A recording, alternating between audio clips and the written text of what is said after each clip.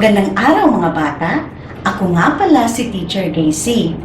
Sa araw na ito ay sasamahan ko kayong sagutin ang mga gawain na nasa unang markahan o unang module sa asignaturang Physical Education ng ikalimang baitang. Handa na ba ang inyong module? Ang ballpen at sagutang papel? Halina't sabay natin tuklasin ang bagong aralin. Ang module na ating aaralin ngayon ay ang Physical Activity Pyramid.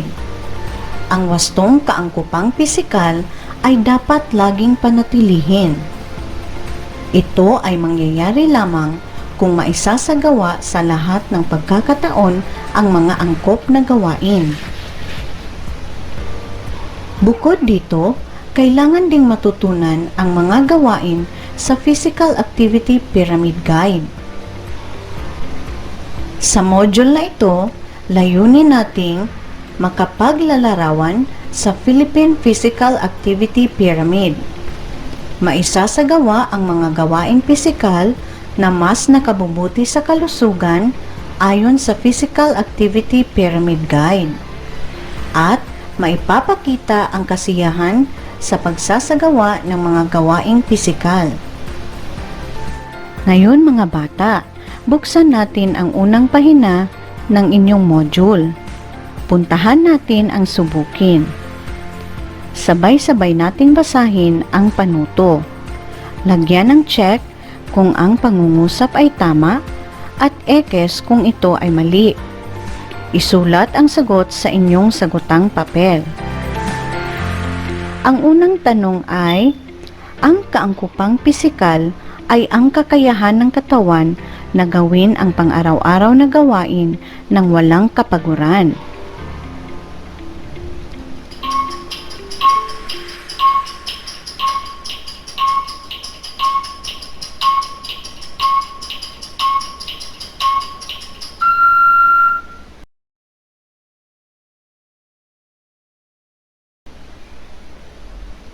Kung ang sagot ninyo ay check, magaling, tama kayo.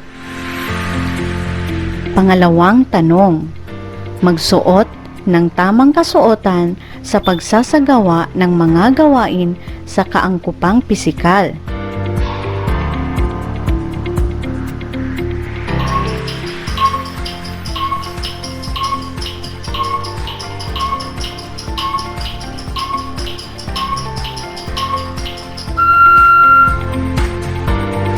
Kung ang inyong sagot ay check, tama ang inyong sagot. Pangatlong tanong, ang mga gawain sa kaangkupang pisikal ay dapat isagawa ng 3 hanggang 4 na beses sa isang linggo.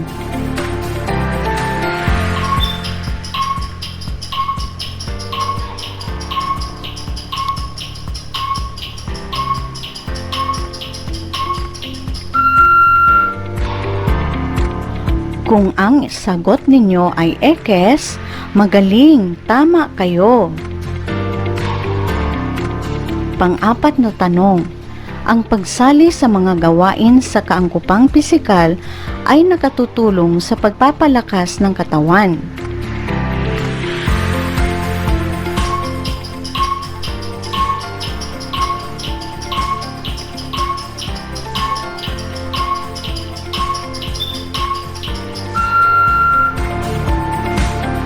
Kung ang inyong sagot ay check, tama ang inyong sagot.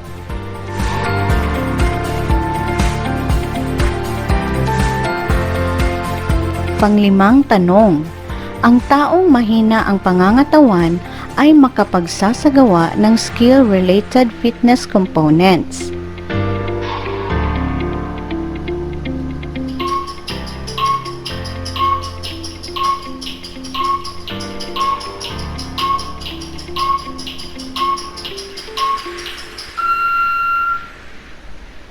Kung ang sagot ninyo ay ekes, tama ang inyong sagot. Pang-6 na tanong, ang pag-eehersisyo ay makatutulong upang mapaunlad ang kaangkupang pisikal.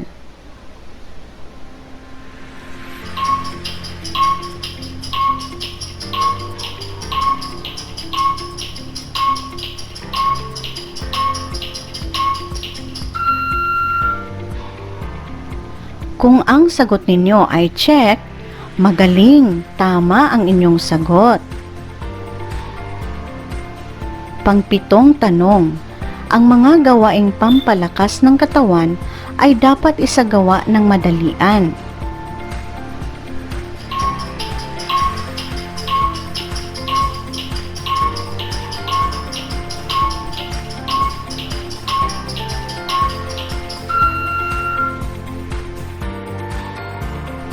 Kung ang sagot ninyo ay X, tama kayo.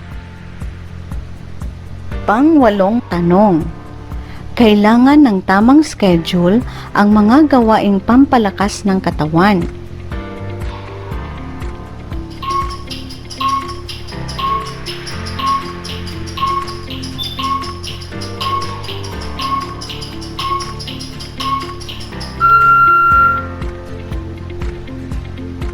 Kung ang sagot ninyo ay check, tama ang inyong sagot.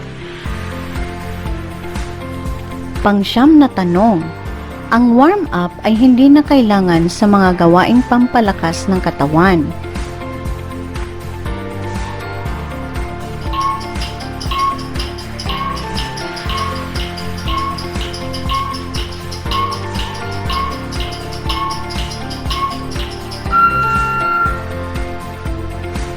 Kung ang inyong sagot ay X, magaling, tama kayo.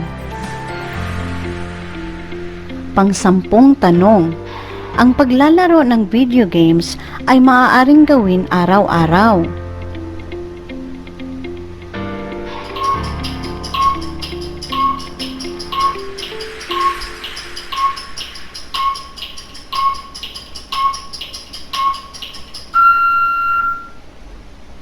Kung ang sagot ninyo ay X, ay tama kayo.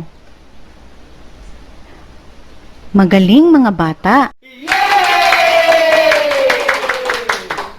Sana ay marami sa inyo ang nakakuha ng tamang sagot. Tumungo naman tayo ngayon sa pahina 2 para sa unang aralin. Malakas ba ang pangangatawan mo? Ang malakas na pangangatawan ay mahalaga upang maisagawa ang pang-araw-araw na gawain ng walang pagod. Sa araling ito ay matutunan ang iba't ibang pisikal na gawain na maaaring isagawa ayon sa mga antas o level na makikita sa Physical Activity Pyramid. Sa pamamagitan ng pagsunod nito, ay mapapaunlad ang kakayahang pisikal ng bawat isa.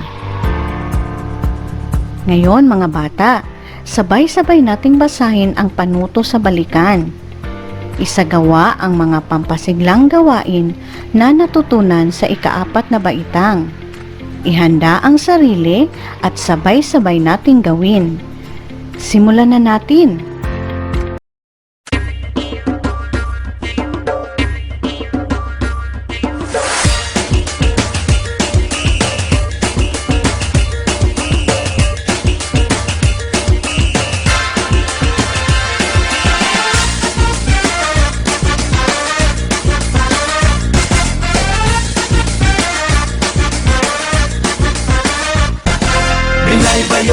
Binay ba yun, magsadya kita sa Binay ba yun? Binay ba yun, manayaw kita sa Binay ba yun?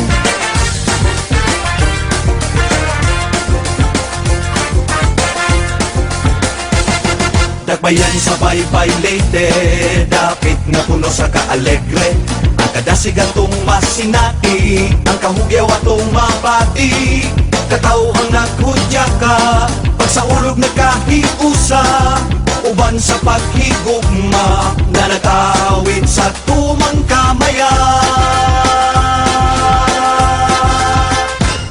Binay ba yun, binay ba? Mga bata, ano-ano kaya ang mga gawain na nakasanayan mo o nakahiligan mong ginagawa? Sa mga gawain, ilang beses sa isang linggo ito ginagawa? Alin sa mga gawaing nabanggit ninyo ang kawili-wiling gawin? Bakit? Ngayon ay tumungo naman tayo sa ikatlong pahina ng ating module at sabayan ninyo ako sa aking talakayan. Tingnan natin kung ang ating mga ginagawa ba ay nabatay o pareho sa mga inirekomendang gawin sa Physical Activity Pyramid. Alamin muna natin kung ano ito. Ang Physical Activity Pyramid ay binubuo ng mga gawaing pisikal o physical activity na hinati sa 4 na antas o levels kung saan ang bawat antas ay tumutukoy sa rekomendadong dalas ng paggawa o frequency ng iba't ibang mga gawaing pisikal. Makikita natin na may 4 na antas batay sa dalas ng paggawa. Ang dalas ng paggawa ay tumutukoy sa dami ng bilang ng paggawa ng isang gawain. Katulad ng araw-araw, 3 o 5 beses sa isang linggo, 2 o 3 beses sa isang linggo, at 1 beses ginagawa. Ang pinakamababang antas ay ang mga gawain na inirekomendang gawin araw-araw. Halimbawa, paglalakad papuntang paaralan, pagpapakain ng alagang hayop, at pamumulot ng basura. Ang pangalawang antas mula sa ibaba ay may mga gawaing 3 o 5 beses na rekomendadong gawin.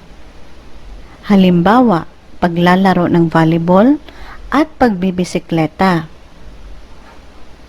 Ang ikatlong antas naman ay ang mga gawaing 2 o 3 beses na rekomendadong gawin. Halimbawa, push-up, pull-up, at pagsayaw ng ballroom. Ang nasa tuktok naman ay mga gawaing 1 beses lamang na rekomendadong gawin. Halimbawa, panunood ng telebisyon at paghiga ng matagal. Tumungo naman tayo sa ika-4 na pahina ng ating module at sabay-sabay nating basahin ang panuto na nasa pagyamanin. Pangkatin ang mga sumusunod na gawaing pisikal ayon sa Philippine Physical Activity Pyramid. Isulat ang inyong sagot sa sagutang papel. Bibigyan ko kayo ng 3 minuto para gawin ang isinaad nito. Maghanda at simulan na natin.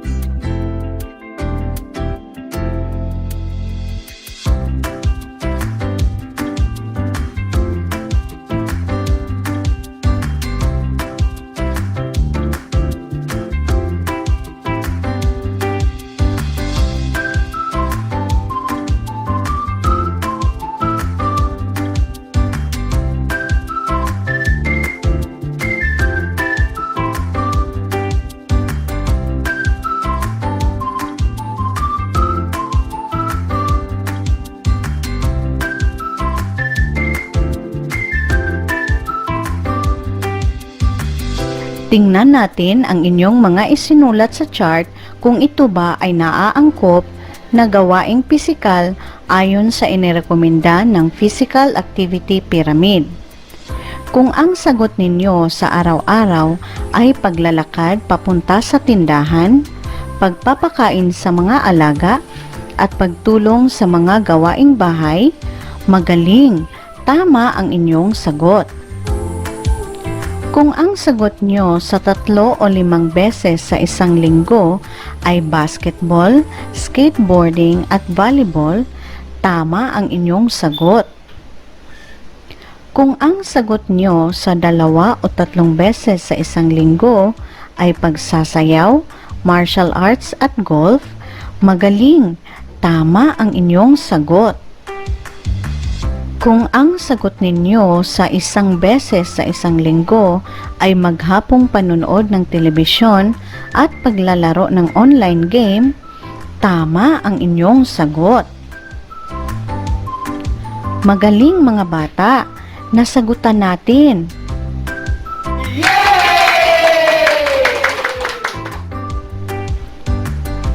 Ngayong alam na natin ang mga antas ng Physical Activity Pyramid, dapat nating tandaan na ang Physical Activity Pyramid Guide ay gabay kung papaano mapauunlad ang gawaing pisikal hanggang ito ay maging bahagi ng pang-araw-araw na gawain.